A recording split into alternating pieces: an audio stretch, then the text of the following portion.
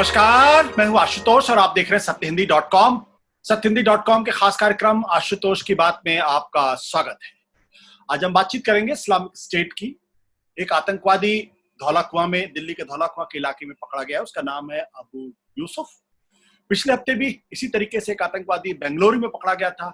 उसका भी संबंध इस्लामिक स्टेट से था। कई सवाल खड़े हो रहे हैं। सवाल ये खड़े हो रहे हैं, क्या जिस भारत के बारे में कहा जाता था कि यहाँ पे इस्लामिक स्टेट का कोई असर नहीं, यहाँ से बहुत कम रिक्रूट्स गए थे या बहुत कम यहाँ के लोग अलकायदा जिन्होंने ज्वाइन किया था, ऐसे में कई सवाल खड़े हो रहे हैं। इन सवालों में करेंगे बातचीत, और बातचीत करने के लिए हमारे साथ मौजूद है कबीर तनेजा। लेकिन उसके पहले एक अपील आपसे। अपील ये कि सत्यहिंदी.com एक कोशिश है ईमानदार पत्रकारिता को नए सिरे से स्थापित करने की। इसके लिए हमें आपके मदद की जरूरत है। आप इस वीडियो के डिस्क्रिप्शन में जाएं और वहां पर आप सत्यहिंदी.com का जो सदस्यता अभियान है उससे जुड़े और हमें आर्थिक तौर पर भुगतान करेंगे, हमें आर्थिक मदद करेंगे तो हमें बहुत बहुत मदद मिलेगी, न केवल सत्यहिंदी.com को स्टैब्लिश करने में बल्कि साथ ही साथ पत्रकारिता को भी नए सिरे से स्थापित करने में। और अब बातचीत शुरू करते हैं। सबसे पहले मैं आपको परिचय दे दूं, हमारे साथ कबीर तनेजा बहुत यंग है, लेकिन इनकी एक बड़ी मशहूर किताब है और ये किताब है, आप देख रहे हैं, किताब का नाम है the ISIS peril, the world's most feared terror group and its shadow on South Asia. Kabir ने किताब लिखी है, पेंगुइन से किताब छपी हुई है।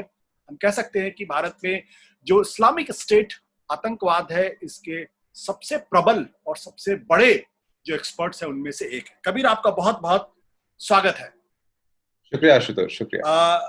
कबीर, ये जो पिछले एक हफ्ते के अंदर या 10 दिन के अंदर जो 2 इस्लामिक स्टेट के आतंकवादी पकड़े गए हैं, क्या ये महज एक इत्तेफाक है?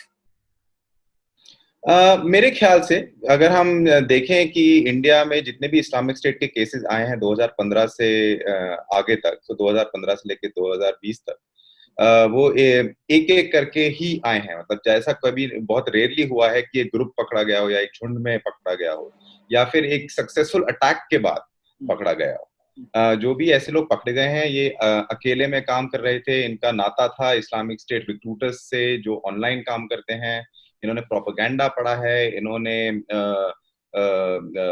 इनको बहकाया गया। जो रिक्रूटर्स हैं ऑनलाइन, इन्होंने कहा कि आप जाके ऐसे अटैक्स करें, और ये कोई नई बात नहीं है। ऐसे केसेस एकदम 2015 से लेके रेगुलरली आते रहे हैं। लेकिन अगर आप सारे ऐसे केसेस मिला भी लें 2015 के बाद से, तो 5 साल के ऊपर, तो उससे भी ज्यादा 180 और 190 से ज्यादा केसेस नहीं बनते हैं, जो बहुत ही मामूली काउंट है। बहुत मामूली काउंट है। पिछले दिन यूनाइटेड नेशंस की रिपोर्ट ऑन टेररिज्म थी और उसने कहा था कि केरल और कर्नाटक में करीब 150 के आसपास इस्लामिक स्टेट के आतंकवादी हैं। ये सवाल मैं आपसे इसलिए पूछ रहा हूं क्योंकि भारत के बारे में कहा जाता था कि यहाँ बहुत बड़ी मुस्लिम आबादी है, लेकिन इसके बावजूद इस्लामिक स्टेट को भारत से बहुत कम रिक्रूट्स मिलते थे। जो मिले भी तो केरला या उसके आसपास के इलाके थे जिनका मिडिल ईस्ट से संपर्क था। जबकि ब्रिटेन, फ्रांस, जर्मनी, अमेरिका और तमाम इलाकों से बहुत ज्यादा संख्या में गए थे। तो ऐसे में अब अगर यूनाइटेड नेशंस की रिपोर्ट कहती है कि 150 के आसपास है, तो क्या भारत के लिए चिंता का विषय नहीं है?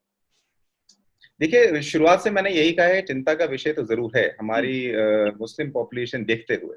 लेकिन अगर आप सिर्फ भारत की बात क्यों करते हैं, आप रिक्रूटमेंट्स देखिए मलेशिया से, इंडोनेशिया से, जहाँ पे मुस्लिम पॉपुलेशन ज्यादा है इंडिया से, वहां भी इतनी रिक्रूटमेंट नहीं हुई है जितनी हम यूरोप से देखते हैं, या कनाडा से कई केसेस आए थे, ऑस्ट्रेलिया से कई केसेस आए थे। देखिए, यूरोप का डिफरेंट मामला है। यूरोप के काफी डायरेक्ट नाते रहे हैं मिडिल ईस्ट के साथ हिस्टोरिकली। देखिए, फ्रांस और ब्रिटेन को लेकर स्पेसिफिकली, और जब से सीरिया क्राइसिस शुरू हुआ है और जब से रेफ्यूजी क्राइसिस शुरू हुआ है, तब से यूरोप एक डायरेक्टली मतलब कॉन्फ्लिक्ट के साथ नाता रखा है। उन्होंने काफी रेफ्यूजीज अंदर लिए हैं, उन्होंने सैंक्शंस करे हैं सीरिया के ऊपर, इराक के ऊपर, और डायरेक्टली उन्होंने काफी अपना पॉलिटिकल विल भी डाला है उसके अंदर। सो इसलिए वहां से हम काफी ज्यादा केसेस देखते हैं। और दूसरी बात ये भी है, देखिए, यूरोप में जो मुस्लिम पॉपुलेशन है वो इंटीग्रेटेड पॉपुलेशन है। वो पिछले 50-60 साल में ही पहुंची है वहां पे, और पिछले 50-60 साल में ही एसिमिलेशन करने की कोशिश करी है मुस्लिम पॉपुलेशन है, जो वहाँ की लोकल पॉपुलेशन के साथ। इंडिया में ऐसा नहीं है। इंडिया के मुस्लिम यहाँ पे 100 साल से हैं, और यहाँ और ऐसा नहीं है कि वो मतलब पिछले 50-60 साल में ही उन्होंने अपना गढ़ बनाया है यहाँ पे। वो यहाँ के नागरिक हैं। जो यूरोपियन मुस्लिम थे वो वहाँ के ऑथेंटिक नागरिक नहीं है, वो ज्यादातर माइग्रेशन के थ्रू आए हैं, जो मॉडर्न माइग्रेशन मानी जाती है। तो अब मैं जल्दी से एक दिन केरला के ऊपर जो आपने प्रश्न किया उस पर आता हूँ। देखिए, मैं थोड़ा नंबर कंटेस्ट करूंगा 150 का जो है। हम पिछले 4 साल से इस्लामिक स्टेट ट्रैकर करके एक डेटाबेस चला रहे हैं ऑब्जर्व रिसर्च फाउंडेशन में, और वो अभी तक 200 के ऊपर नहीं गया है। तो अगर इनके पास कोई अलग से डेटा आया हो जिसकी मेरे को जानकारी नहीं है तो अलग बात हो सकती है, लेकिन ये बात एक ध्यान से रखनी पड़ेगी कि केरला में भी ऐसे 2-3 डिस्ट्रिक्ट्स हैं जहां पे ऐसे केसेस आए हैं, और केरला के जो नाते हैं अरब वर्ल्ड के साथ वो बहुत ही गहरे और डीप हैं। और वो केरला की जो इकोनॉमी है वहां पे वो रेमिटेंसेस से ज्यादातर चलती है, जो 2 मिलियन केरला के लोग हैं जो अरब वर्ल्ड में काम करते हैं। तो उसके हिसाब से भी अगर देखिए तो फिर भी सिर्फ अगर 150 केसेस ऐसे हैं जहाँ पे रेडिकलाइजेशन मतलब हो सकता है हुआ हो, तो भी इतनी उसकी बात नहीं। कर्नाटक क्यों? क्योंकि 2 स्टेट का नाम दिया, केरल और कर्नाटक दोनों का, और कर्नाटक में अभी जो पिछले दिनों दंगा हुआ है उसको भी आप एक रेडिकलाइजेशन का एक एक्सप्रेशन आप कह सकते हैं। तो केरला के साथ तो मिडिल ईस्ट का रिलेशनशिप है, लेकिन कर्नाटक में क्यों इस तरीके से बातें की जा रही है? कर्नाटक और केरल के बीच में भी काफी पीपल टू पीपल कांटेक्ट चलता रहता है वहां पे। और अगर आप देखें जो कई पहले, और कर्नाटक कोई नई बात नहीं है, एक जब 2015-16 में एक रिक्रूटर हुआ करते थे ट्विटर पे, शामी विटनेस करके, और शामी विटनेस के अराउंड 30,000 फॉलोअर्स थे, और वो उस टाइम पे खुले आम इस्लामिक स्टेट के प्रोपेगेंडा करते थे, लोगों को कहते थे आप ज्वाइन करिए, आप मेरे को कांटेक्ट करिए, मैं आपको बताऊंगा कि कैसे करेंगे। और एक ग्लोबल इन्वेस्टिगेशन चली थी उस टाइम पे कि ये आदमी कौन है। ब्रिटिश गवर्नमेंट ने एक दावा किया कि ये कोई साउथ एशियन आदमी है जो लंदन के पास रहता है, और जब उनकी इन्वेस्टिगेशन खत्म हुई तो उनको पता लगा कि लंदन के पास इनफैक्ट नहीं रहता और ये बैंगलोर में रहता है, और एक एमएनसी में काम करता है, एक अच्छी जॉब के साथ है। ऐसा नहीं है कि जैसे हमें सोच में होता है कि एकदम बेघर आदमी होगा कोई और भटक गया होगा, ऐसा कुछ नहीं था उसमें। तो कर्नाटक में भी है, लेकिन अगर आप देखें केसेस तमिलनाडु से भी कम है। तो अगेन मैं यूएन रिपोर्ट का थोड़ा डेटा कंटेस्ट करूंगा इधर भी। केरला के बाद मेरे ख्याल से तमिलनाडु में ज्यादा केसेस रहे हैं, कर्नाटक उसके बाद आया है। उसके बाद है। जब मैं आपकी किताब पढ़ रहा था तो उस किताब में 2015 का जिक्र है जहां एक मोहम्मद नसर तंजावुर से पकड़ा जाता है, और उसके बाद आपने किस तरीके से खोज की है और बताया है कि कम से कम 8 मीटिंग्स इनकी अलग अलग हिंदुस्तान के इलाकों में हुई। जो पहली मीटिंग का जिसका आपने जिक्र किया वो टुमकुर के जंगलों में हुई, फिर उसके बाद दूसरी मीटिंग जो है वो दूसरे इलाकों में हुई, देवबंद में हुई, लखनऊ में हुई, बेंगलुरु में हुई, इन सब इलाकों में हुई। तो एक तरफ आपको टुमकुर का जंगल दिखाई पड़ता है, दूसरी तरफ देवबंद दिखाई पड़ता है, फिर बेंगलुरु दिखाई पड़ता है, फिर पुणे दिखाई पड़ता है। इसका मतलब ये कि इनकी कोशिश है कि भारत के अंदर इस्लामिक स्टेट अपनी जड़ें मजबूत करे, अपने संगठन को खड़ा करे। बिल्कुल, कोशिश क्यों नहीं होगी। अगर आप 2015 के प्रोपेगेंडा वीडियोस देखें इस्लामिक स्टेट के, तो खोरासान का नाम बहुत प्रोमिनेंटली उसमें दिखाया जाता है। और खोरासान क्या है? अफगानिस्तान, पाकिस्तान और इंडिया और बांग्लादेश भी। तो उसमें कोई नई बात नहीं है कि वो अपना गढ़ यहाँ पे पहले भी जमाना चाहते थे। वो अगर यूरोप में जमाना चाहते हैं तो यहाँ क्यों नहीं जमाना चाहेंगे। लेकिन बात ये है कि अगर आप अगेन नंबर्स पे मैं आता हूँ, और अगर आप पिछले 5-6 साल के रिक्रूटमेंट पैटर्न देखें तो जो हिंदुस्तान में उनका एब्जेक्ट फेलियर रहा है कोई भी ऑर्गेनाइजेशनल स्ट्रक्चर खड़ा करने का। तो जब लोग कहते हैं कि इंडिया में इस्लामिक स्टेट आ गया, मेरा पहला प्रश्न ये होता है इस्लामिक स्टेट का मतलब क्या है आपके यहाँ पे? क्या यहाँ पे उनका एक लोकल ब्रांच है जिसको वो विलायत कहते हैं? विलायत सेटअप कैसे होता है? विलायत जैसे फिलीपीन में सेटअप हुआ था 2016-17 में, जहाँ पे जब वहां पे जो ग्रुप था उसने अपनी बायत दी अबू बकर अल बगदादी को, बगदादी ने पब्लिकली उसको स्वीकार किया और फिर वो ऑफिशियल एक विलायत माना जाता था। क्या इंडिया में ऐसा कुछ हुआ? इंडिया में ऐसा नहीं हुआ। इंडिया में सारे केसेस एब्जेक्ट केसेस रहे हैं, या तो एक बंदा, 2 बंदे, 3 बंदे, जो जिनको इंटरनेट पे थोड़ा वो भटकाया गया था। अगर आप आज की रिपोर्ट देखें जो दिल्ली का अरेस्ट हुआ है, और अगर आप जो पुलिस स्टेटमेंट और जो मीडिया रिपोर्ट्स आई हैं उसमें देखें, उसमें एक नाम जिक्र होता है यूसुफ अल हिंदी का। यूसुफ अल हिंदी वो आदमी है जिसने रिक्रूटमेंट करने की कोशिश करी। पहले यूसुफ अल हिंदी कौन था? यूसुफ अल हिंदी था एक इंडियन मुजाहिदीन का, फॉर्मर इंडियन मुजाहिदीन ऑपरेटिव, जिसने इस्लामिक स्टेट ज्वाइन किया अफगानिस्तान में। और वहां से एक आदमी ने ही कोशिश किया कि इंडिया में थोड़ा गढ़ जमाया जाए। उसको ऐसा कोई इस्लामिक स्टेट से मेजर फंडिंग नहीं मिला, उसको कोई मैन पावर नहीं मिला, तो एक सिंगल आदमी कोशिश कर रहा था कि वहां पे गढ़ जमा जाए, बिकॉज इस्लामिक स्टेट बहुत बिजी था एट दैट टाइम अपना गढ़ सीरिया इराक जमाने में और यूरोप इन्फिल्ट्रेट करने में। इंडिया कभी भी उनका मेजर एट उस पॉइंट पे वो नहीं था। तब से लेके अब तक इस्लामिक स्टेट सारी टेरिटरी खो चुका है अपनी। इराक सीरिया में उनका कोई टेरिटरी नहीं बचा है। अब अल बगदादी मर चुका है, जो उसका सक्सेसर है वो कौन है हम अभी नहीं जानते हैं, ऑल्दो इस्लामिक स्टेट ने अनाउंस किया है। जो इस्लामिक स्टेट का ऑनलाइन प्रोपेगेंडा है वो बहुत स्ट्रांग है। तो अगर एक बंदा जैसे आज हमने पकड़ा, पुलिस ने पकड़ा उसको, आप कह सकते हैं फेल्ड अटैक था, वो कुछ कर नहीं पाया। और अगर आप सारे जो मेजोरिटी केसेस हैं इंडिया में, जो इस्लामिक स्टेट केसेस हैं, प्रो इस्लामिक स्टेट केसेस हैं, वो आप देखें वो सारे फेलियर रहे।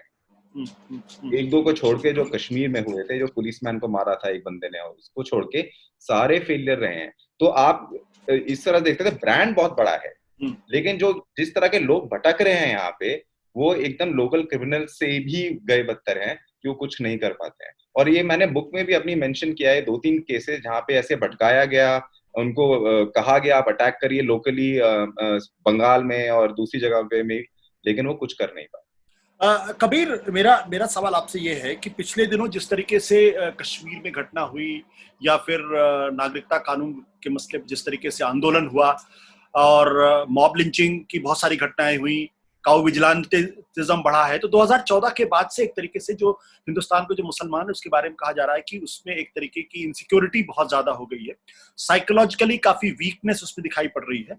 तो ऐसे में it's a right ground for the Islamic state recruit करने के लिए, या रेडिकलाइजेशन लगातार बढ़ा है, तो क्या ये खतरा नहीं है?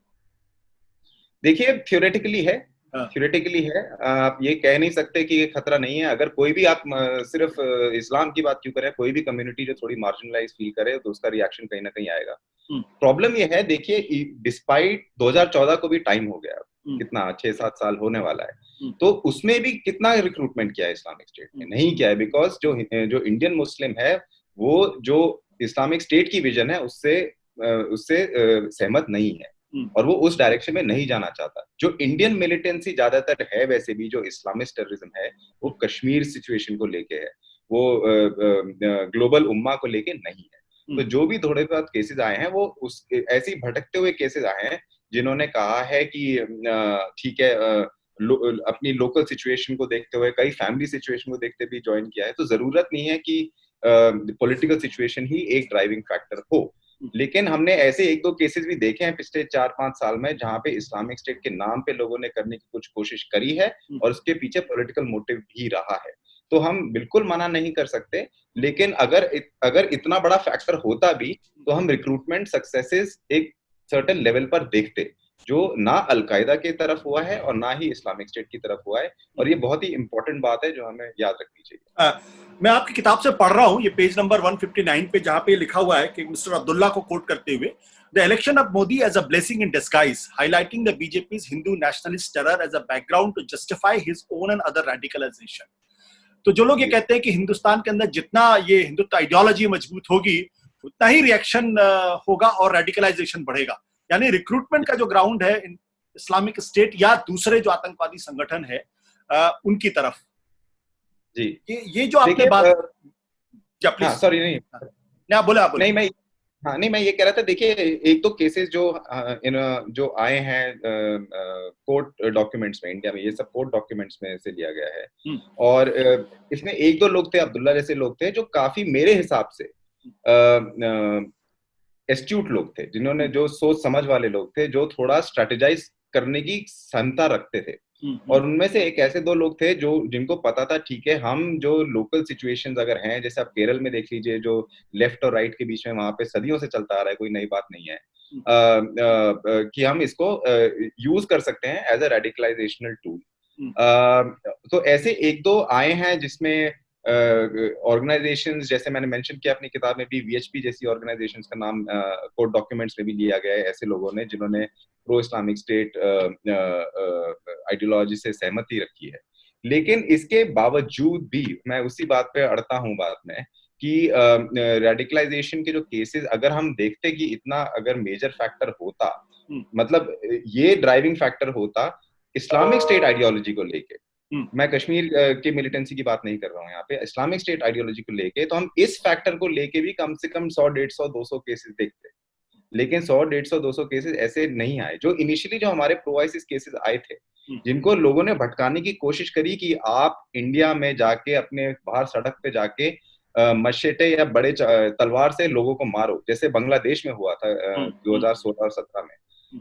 यहाँ पे जो लोग जिनके साथ ऐसा करने की कोशिश की, उन्होंने बहुत ही हेजिटेंटली जाके वेपन्स खरीदे, लेकिन उसका कुछ किया नहीं, क्योंकि उनकी एक ही मांग थी कि हमें जाके इस्लामिक स्टेट सीरिया में रहना है। वो ज्योग्राफी बहुत इंपॉर्टेंट थी उन लोगों के लिए, यहाँ पे अटैक करना उनका मकसद था ही नहीं। उनको एक इस्लामिक स्टेट का सिटीजन बनना था। उनको अटैक्स यहाँ पे नहीं करने थे। उनको अगर अटैक करना है, आर्मी ज्वाइन करनी है, वो सीरिया में करनी थी। और जो इंडियंस वहां पे पहुंचे भी, उनको भी वहां पे पता लगा कि जो अरब मुस्लिम है, उसको जाते ही मिलिट्री ज्वाइन करने का मौका मिलता है, साउथ एशियन मुस्लिम को नहीं मिलता है। साउथ एशियन मुस्लिम पहले सफाई करेगा, खाना बनाएगा, और फिर जाके हो सकता है कि मिलिट्री में ज्वाइन करे। और ये हमने एक प्रोसेस देखा, जो अफगानिस्तान में जो अटैक्स हुए, एक गुरुद्वारा पे जो हुआ, और अभी जो ननगर प्रोविंस में हुआ, जिसमें भी 2-3 इंडियंस का शामिल होने की रिपोर्ट है, वो सब 2016 में गए थे अफगानिस्तान। तो 16 से लेके 20 तक उन्होंने अपने आप को धीरे धीरे धीरे करके हायरार्की के अंदर बढ़ाया, और तब जाके इस मुकाम पे पहुंचे। तो ऐसा भी नहीं है कि जो कोई शॉर्टकट नहीं है इस्लामिक स्टेट में भी कुछ करने का। जो शॉर्टकट सिर्फ एक है कि वो चाहते हैं आप उनके नाम के उनको नाम लेके लोकली कहीं अटैक करें, और उसके लिए भी पैसा कहाँ से आएगा, इन्वेस्टमेंट कहाँ से आएगा, वेपन्स का पैसा कहाँ से आएगा, वो कहते हैं आप खुद ही डिसाइड करें। तो एक बहुत सारे डेटरेंट फैक्टर्स हैं इसके अंदर। कबीर, जो आपने इंडियन मुसलमानों के बारे में बात कही है, इंडियन मुसलमान क्यों नहीं आतंकवाद की तरफ जाता है, इस पे आपने स्टडी की है? ऐसा कुछ है कि अट्रैक्शन क्यों नहीं है, या वो उस दिशा में क्यों नहीं जाता है? देखिए, मैं मतलब मैंने इस पे पर्सनली डीप स्टडी नहीं करी है, पर एक हमारे पूर्व डिप्लोमेट रहे हैं तलमीज अहमद करके, उनका एक बहुत अच्छा पेपर है कि why Indian Muslims do not radicalise. वो गूगल सर्च पे मिल जाता है, तो अगर आपके दर्शक देखना चाहें, बहुत अच्छा पेपर है, उसको पढ़ें। और मेरा जो मेजर वो है, क्या कहते हैं, रीजनिंग है, वो ये है कि एक तो मैं ज्योग्राफी की बात फिर से कर रहा हूँ कि यहाँ पे जो इंडियन मुस्लिम है, वो इंडियन मुस्लिम है, वो कहीं से डिस्प्लेस नहीं है, वो रेफ्यूजी नहीं है, वो यहीं पे रहता है, उसकी सदियों से पुश्तें यहीं पे रही हैं। तो उसको कोई ऐसा वो नहीं है कि मैं एकदम से उठ के जाके इराक सीरिया में जाके रहूं, क्योंकि वो ही एक प्यूरिटन वर्जन है इस्लाम का और इस्लामिक लैंड का। दूसरा, मेरे ख्याल से जो इकोनॉमिक लिबरलाइजेशन रहा है 90s के बाद, एक उसने बहुत ही बड़ा फैक्टर प्ले किया है। क्योंकि अगर आप उससे पहले भी देखें कि 1980s में जब अफगान जिहाद चल रहा था, जब तालिबान एक बढ़ रहा था और अफगान गवर्नमेंट गिर रही थी और तालिबान की गवर्नमेंट बढ़ रही थी, उस टाइम पे कितने हिंदुस्तानी गए थे यहाँ पे लड़ने के लिए? कोई बहुत मिनिस्क्यूल नंबर, कोई नहीं गया था। तो एक मेरे ख्याल से एक लेवल ऑफ स्टेबिलिटी है इंडिया के अंदर इंडियन मुस्लिम्स के लिए, और जो उनको लगता है कि हम यहीं के लोग हैं और हमें और कहीं जाने की जरूरत नहीं है और कोई गढ़ बनाने की जरूरत नहीं है। तो मेरे ख्याल से एक मेरे पर्सनल ओपिनियन में एक वो बहुत बड़ा फैक्टर रहा है। लेकिन जो मैंने तलमीज अहमद का जो पेपर अभी मेंशन किया, रिसर्च पेपर, उसको जरूर पढ़ें, उसके अंदर काफी डिटेल में ये बात डिस्कस करी। कहीं ये तो कारण नहीं कि हिंदुस्तान का जो मुसलमान है या हिंदुस्तान में जो इस्लाम है वो पर्शिया के थ्रू आया है, तो अरब उसको बहुत अट्रैक्ट नहीं करता है? Can be that one? नहीं, ऐसी बात नहीं है। क्यों? अगर आप उसको देखें कि अगर आप हिंदुस्तान में शिया सुन्नी डिवाइड देखें, तो सुन्नी ज्यादा है और शिया कम है। और आप ठीक है, आप आर्ग्यू कर सकते हैं सुन्नी इस्लाम में भी वहाबिज्म का एक बड़ा रोल बढ़ता जा रहा है साउथ एशिया में, और उसकी वजह से भी रेडिकलाइजेशन के चांसेस रहते हैं और रेडिकलाइजेशन की आइडियोलॉजीज आ जाती हैं। लेकिन अगर आप दो तरीके से इसको देखना पड़ता है। एक तो होता है जो ट्रांसनेशनल इस्लामिस्ट ग्रुप्स होते हैं, ट्रांसनेशनल इस्लामिस्ट ग्रुप्स हो गए, अलकायदा हो गया, इस्लामिक स्टेट हो गया, जिनकी ज्यादातर, अलकायदा स्पेसिफिकली, क्योंकि अलकायदा मेरे ख्याल से कहीं ज्यादा ग्राउंडेड ग्रुप है इस्लामिक स्टेट से, अलकायदा की हमेशा एक ही अड़ रही है कि हमारा युद्ध जो है वो अमेरिका और इजराइल के साथ है, और ये जो बात है वो यहाँ पे मार्केटेबल नहीं है। इंडिया में कोई ऐसा, इंडियन मुस्लिम को कोई ऐसा इजराइल और क्या कहते हैं अमेरिका से कोई दुश्मनी, हाँ कोई दुश्मनी नहीं है।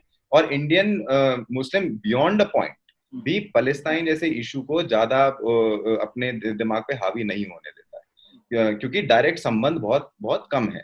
तो ऐसे मेरे ख्याल से ऐसे ऐसे जो छोटे फैक्टर जो हिस्ट्री के मकाम से बनते आए हैं और स्ट्रांग होते आए हैं, वो एक बहुत अच्छा डेटरेंट फैक्टर प्ले करते हैं कि इस्लामिक स्टेट जैसी ऑर्गेनाइजेशन, जहां पे फ्रांस जैसे छोटे देश से 400-500 लोग गए, और इंडिया में जहां पे 200 मिलियन से ज्यादा मुसलमान हैं, वहां से सिर्फ 150, 200, 250 लगा लीजिए अगर आपको थोड़ा लिबर्टी लेनी है, सिर्फ गए half the number of a country like Belgium also.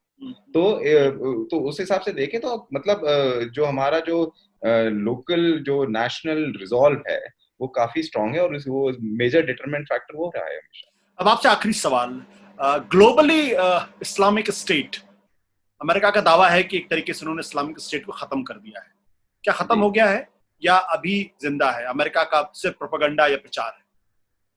देखिए, अब प्रॉब्लम ये है कि ज्योग्राफिकली खत्म हो गया है।